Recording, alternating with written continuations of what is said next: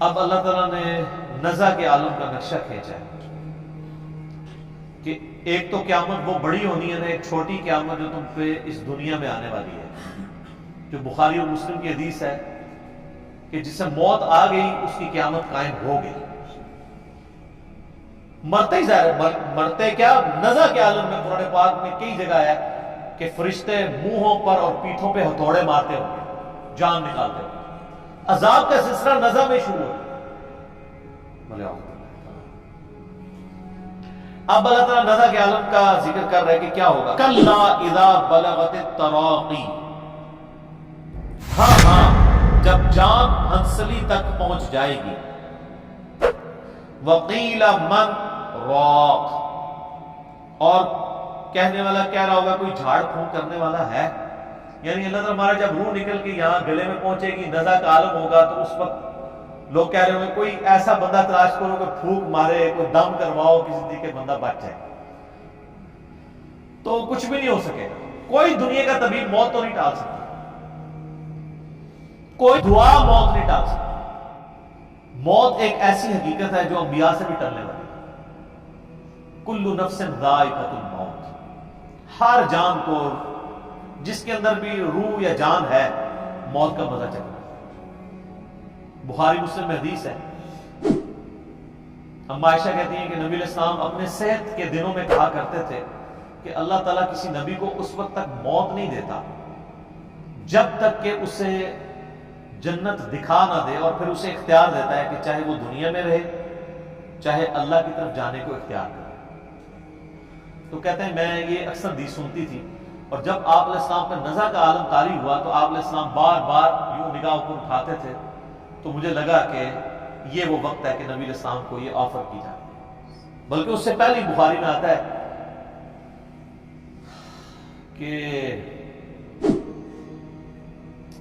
نبی علیہ السلام نے ایک دن خطبہ دیا، اس میں آپ علیہ السلام نے وہ سورت پڑھی، اذا جاء نصر اللہ والفتح ورأیت الناس يدخلون فی دین اللہ افواجا۔ یہ آپ نے پڑھ کے آپ نے فرمایا اللہ تعالیٰ نے ایک بندے کو اختیار دیا تھا ایک جنت بات کی، ایکس وائی زی، کہ چاہے تو اس دنیا میں رہے اور چاہے اللہ کے پاس چلا جائے۔ اس نے اپنے رب کو اڈاپٹ کیا۔ تو صحابہ کرام کہتے ہیں کہ ہم لوگوں نے تو اس تقریر کو حضور کی کیجول لیا، لیکن سیدنا ابوبکر نے رونا شروع کر دیا۔ تو صحابہ کہتے ہیں ہم دل میں سوچنے لگے کہ اس بوڑھے کو کیا ہوا ہے، حضور نے کون سی ایسی بات کی ہے، لیکن سیدنا ابوبکر بہت سمجھدار تھا، انہیں بات سمجھ آ گئی تھی کہ یہ نبی علیہ السلام اپنی بات کر رہے ہیں، اب آپ زیادہ عرصہ میں نہیں رہیں گے۔ تو اللہ تعالیٰ فرماتا ہے کہ جب یہ موت کا وقت آتا ہے نا تو لوگ پھر جھاڑ پھونک والے کو بھی تلاش کرتے ہیں، تو موت جس پہ طاری ہو رہی ہوتی ہے اس کی کیفیت کیا ہوتی ہے، وَظَنَّ أَنَّهُ الْفِرَاقُ، اسے سمجھ آ جاتی ہے کہ بس اب آ پہنچی ہے جدائی کی گھڑی، اسے پتہ چل جاتا ہے کہ بھائی اب کام ختم، اب ریورس نہیں لگنا۔ اور یہی وہ لمحہ ہے جس کے بارے میں جامعہ ترمذی میں حدیث ہے کہ موت کے غرغرے سے پہلے پہلے توبہ قبول ہے۔ جب موت کا غرہ آتا ہے تو نظر آ جاتا ہے نا، جنتیوں کو جنتی فرشتے نظر آ جاتے ہیں۔ میرا آپ لیکچر سنیں نا عذاب قبر کے اوپر، مسئلہ 117A اور B، 117A میں نے 10 آیات سے عذاب قبر ثابت کیا، اور 117B میں 17 حدیث بخاری مسلم سے پیش کی ہیں، کچھ ابو داؤد ترمذی سے، جس میں نے ایک نیک بندے کی جب روح نکلنے لگتی ہے اس کے ساتھ کیا معاملات ہوتے ہیں، اور ایک برے بندے کی روح، تو اس میں آپ حدیث میں دیکھیں تو وہ لوگوں کو نظر آ جاتا ہے کہ اب ہمارے ساتھ کیا معاملہ ہونے والا ہے، تو اسے تو گمان ہو جاتا ہے کہ میری آخری گھڑی آ پہنچی۔ وَالْتَفَّتِ السَّاقُ بِالسَّاقِ، اور پنڈلی پنڈلی سے جڑ جاتی ہے۔ آپ پتہ ہے یہ جو روح نکلتی ہے نا یہ پاؤں کی طرف سے نکلتی ہے، یوں نکل کے یوں جاتی ہے، اور جب وہ ایگزیکٹ کیفیت طاری ہوتی ہے، جن لوگوں نے یہ آبزرویشن کی ہوئی ہے، کئی لوگ ہمارے بھی جاننے والوں میں، کہ وہ نزع کے وقت جب روح نکل رہی ہوتی ہے اس وقت وہ یعنی اس مردے کے پاس موجود ہوں، ایگزیکٹ اس وقت میں وہ جو کیفیت طاری ہوتی ہے وہ بالکل اسی طریقے سے ہوتی ہے کہ ایسے ٹانگوں جو ہے وہ انسان کی ایسے جڑ جاتی ہیں، پنڈلی سے پنڈلی مل جاتی ہے ایسے، اور پھر یوں نکلتی ہے۔ ظاہر ہے وہ روح نکلنا تو پھر جناب بڑا مشکل کام ہے۔ تو میں نے بتایا نا کہ وہ روح جب ایسے نکلتی ہے، جو فاسق کی روح تو پھر ایسے نکلتی ہے सुनन नसाई में, अबू दाऊद में हदीस है कि गोया कोई शख्स जो है वो कांटे वाली चीज रुई में दाखिल करके उसको खींचे तो वो किस तरीके से एक तार तार होता है इंसान। अल्लाह ताला मौत की सख्तियां आसान फरमाए। पिंडली से पिंडली जुड़ जाएगी। इला रब्बिका यौम इदिनिल मसाक, अब तुम्हारे रब की तरफ कूच का वक्त आ चुका। यानी अल्लाह ताला फरमाता है जब ये हालत होगी तो इंसान को पता चल जाएगा मैं अपने रब के हुजूर पेश होगा। अब अगर तो वो शख्स गुनाहगार है तो उसके साथ क्या मामला होने वाला। फला सद्दक़ वला सल्ला, ना तो तूने तस्दीक की और ना नमाज पढ़ी, यानी सच्चाई की तस्दीक नहीं की, पैगंबरों की बातों को सीरियस नहीं लिया, खुदा के लिए नमाज नहीं पढ़ी। वलाकिन कज़्ज़ब व तवल्ला, बल्कि तू तो हक झुटलाता रहा और मुंह फेरता रहा। सुम्मा ज़हबा इला अहलिही यतमत्ता, और तू बड़े नखरे के साथ अपने घर वालों की तरफ लौटता रहा। नबी इस्लाम की मजालिस में भी बैठते थे ना, सुनते थे, बात अट्रैक्ट भी करती थी, फिर उसी अकड़ में अपने घर वालों के पास आते थे बड़े नखरे के साथ कि हाँ जी हो के आए हैं, कोई बात में वजन ही नहीं।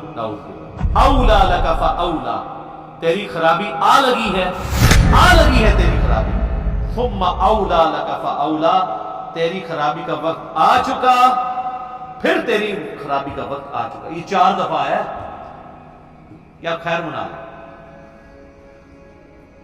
ये आयात आप देखें क्या है, और हमारे जो उलमाए इकराम हैं वो इन आयात के साथ क्या करते हैं। वो अनवर शाह कश्मीरी, आपको पता है बहुत बड़े देवबंदी आलिम दीन थे और मुहद्दिस भी थे। उनके बेटे जो है अतीकुर रहमान शाह साहब, जो आज से 10, 12, 15 साल पहले अहले हदीस हो गए, पढ़े हुए वो देवबंदियों के मदरसे से थे।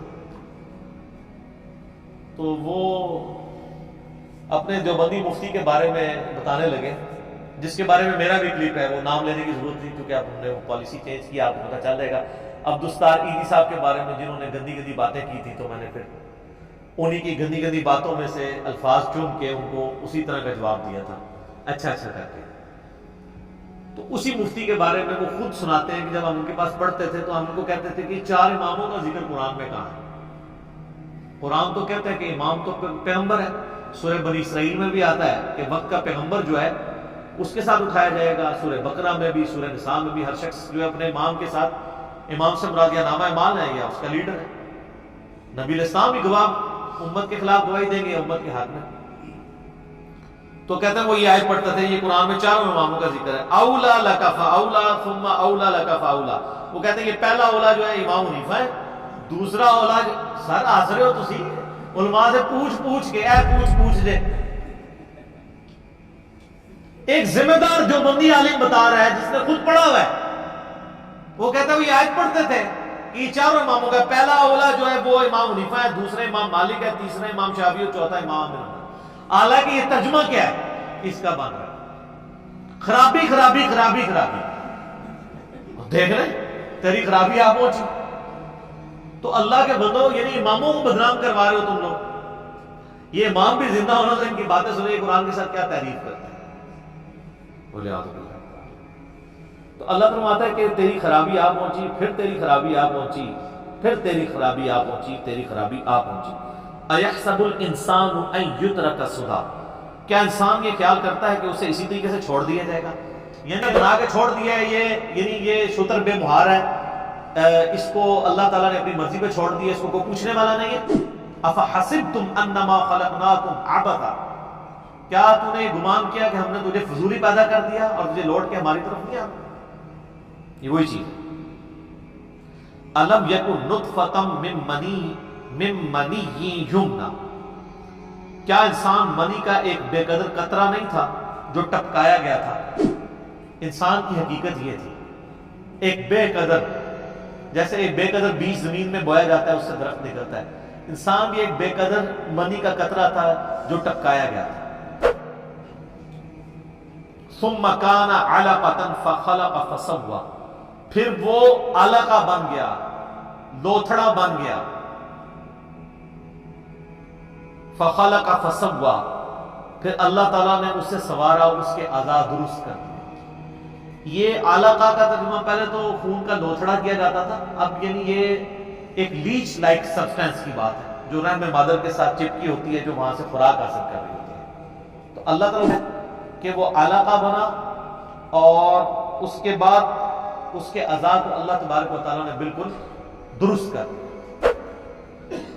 فَجَعَلَ مِنْهُ الزَّوْجَيْنِ الذَّكَرَ وَالْأُنثَى، پھر ہم نے اس سے دو قسمیں بنائی، مرد اور عورت، یعنی عموماً یا مذکر کی فارم میں کو پیدا ہوتا ہے یا مؤنث کی فارم میں۔ یعنی اللہ تعالیٰ فرما رہا ہے کہ ایک منی کے قطرے کو ہم نے ایک مکمل انسان بنا کے باہر نکالا۔ اس میں ماں باپ کی تو کوئی کنٹریبیوشن نہیں ہوتی ہے، ان کا تو اپنا ایک معاملہ ہوتا ہے، اور اللہ تعالیٰ ایک اس سارے کے سارے معاملات کو لے کے چلتا ہے۔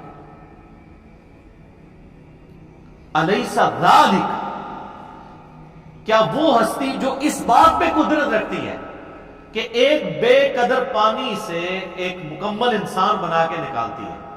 سر انسان پاگل ہو جاتا ہے کہ ایک بے قدر پانی، پھر وہ کس طریقے سے اس میں ڈیولپمنٹ ہوتی ہے، انگلیاں بنتی ہیں، آنکھیں آتی ہیں، ناخن تک بن جاتے ہیں، پورے اعضاء فٹ ہوتے ہیں، اور پھر وہ اس سب سے بڑی بات اس کے اندر جان ہوتی ہے، پھر وہ نکلتا ہے۔ اللہ فرماتا ہے جس نے تمہیں بے قدر پانی سے، منی کے قطرے سے پورا انسان بنا کے باہر نکالا، الیس ذالک بقادر علی ان یحیی الموتى، کیا وہ ہستی اس پہ قادر نہیں ہوگی کہ مردوں کو زندہ کر لے؟ جب تم کوئی شے نہیں تھے، اس نے تمہیں پیدا کیا، تمہاری ہڈیوں سے تمہیں دوبارہ نہیں نکال سکتا۔ یہ اصل میں اس سوال کا جواب ہے جو شروع میں آیا تھا نا، ایحسب الانسان ان لن نجمع عظاما، انسان کہتا ہے یہ ہڈیاں کس طریقے سے جو ہے وہ دوبارہ ہوں گی۔ اللہ نے دنیا میں بتایا کہ تمہیں اس سے بڑا ایکسپیرینس کروایا جا رہا ہے کہ تم بے قدر پانی تھے، اور اللہ تعالیٰ نے تمہیں ایک مکمل انسان بنا کے نکالا۔